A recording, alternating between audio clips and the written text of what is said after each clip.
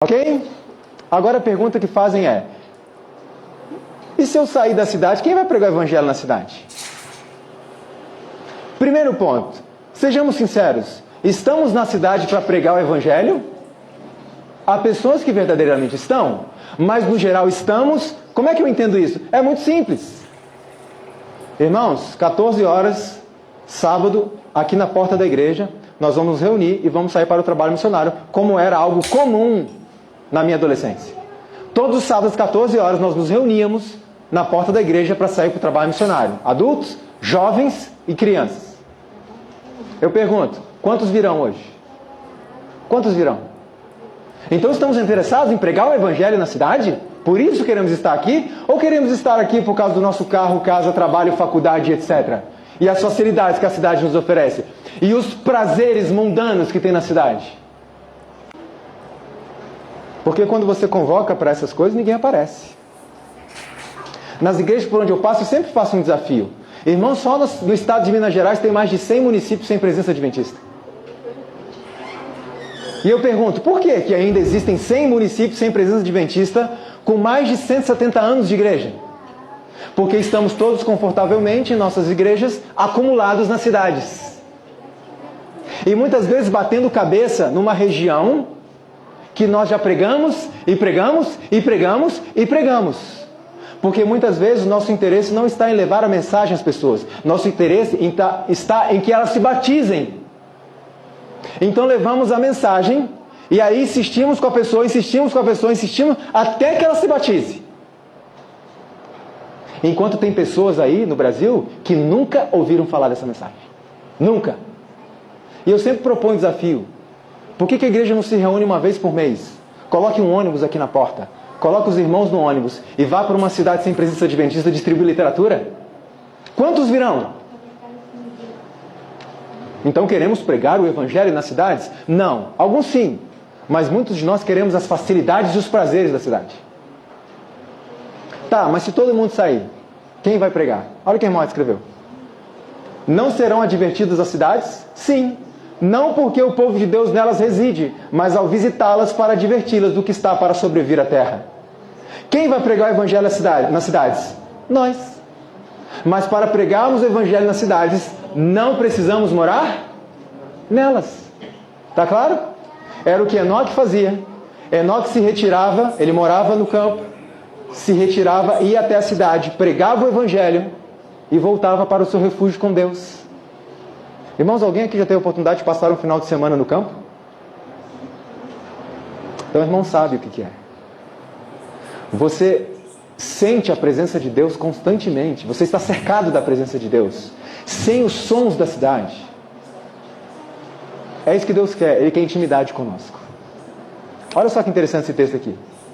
Os que desnecessariamente permanecem nas cidades fazem-no pondo em perigo a salvação de sua alma. Ora, quando Ellen White escreve os que desnecessariamente permanecem, significa que há pessoas que permanecem por necessidade, sim ou não? Sim! Então fique tranquilo, porque Deus conhece. Deus sabe cada caso. Não, Leandro, eu não tenho dinheiro, não tenho condição, o que eu vou fazer? Eu vou perder minha salvação. Não, calma. Coloque as coisas na mão de Deus. Deus conhece as suas limitações. Mas não brinca com Deus se você tem condições e está brincando na cidade ainda. Minha esposa e eu estamos numa luta intensa com Deus e também a nossa parte, para conseguirmos uma transferência do meu trabalho para a zona rural. Por isso que eu digo, não se preocupe, entre aspas, não se preocupe se você não tem condições, coloque nas mãos de Deus, Ele compreende e Ele vai abrir as portas. Mas como a irmã falou, ore por isso. Olha isso aqui. Até que seja possível saírem, ou seja, novamente o irmão White está deixando claro que para algumas pessoas não será possível ainda. Ela diz, até que seja possível saírem, durante todo o tempo que ali permanecerem, devem ser muito ativos em fazer o trabalho missionário. E aí a minha pergunta, estamos ativos fazendo o trabalho missionário? Irmãos, eu fico muito preocupado, sabe por quê? Muitas vezes o nosso trabalho missionário se resume a um folhetinho que diz que Deus nos ama. E as pessoas não estão sendo advertidas do que está para sobrevir sobre a terra. E quando chegar esse momento, se voltarão para nós e dirão: vocês sabiam e ficaram quietos? Vocês não falaram para a gente isso aí. Então precisamos pregar o amor, precisamos fazer o bem ao próximo, mas junto com isso precisamos levar a verdade, porque eu posso manter uma família durante 50 anos com cesta básica, com dinheiro e etc. E essa família depois de 50 anos perder a salvação. Adiantou o quê? Então leve a cesta básica, mas leve a verdade com a cesta básica. Tudo a seu tempo, tudo na maneira certa, mas precisamos alertar as pessoas do que vai acontecer no mundo. Cada qual tome tempo para considerar cuidadosamente a mudança para o campo. Nenhuma mudança se deve fazer sem que tal passo e tudo que ele implica seja cuidadosamente considerado. Tudo pesado. Pode haver indivíduos que agem de que forma? Precipitadamente, nada se faça de maneira desordenada. Está claro isso, irmãos? Há pessoas que vendem tudo e vão para o campo e dá tudo errado, e aí quando voltam para a cidade já não tem mais o que tinham antes e começa a passar necessidade. Então o irmão White fala: coloque nas mãos de Deus, faça um planejamento cuidadoso, todas as implicações, pense em tudo, tem um plano A, tem um plano B e um plano C. Ah, Leandro, mas isso não é falta de fé? Não. Deus vai abrindo as portas à medida que nós vamos caminhando. O povo de Israel, Deus disse para eles assim: eu vou abrir o mar e vocês marchem. É isso? Deus disse: marcha. Mas Senhor, marcha. E à medida que eles foram marchando, o mar se abriu. Então é o que Deus espera. Planeje, coloque nas mãos dele.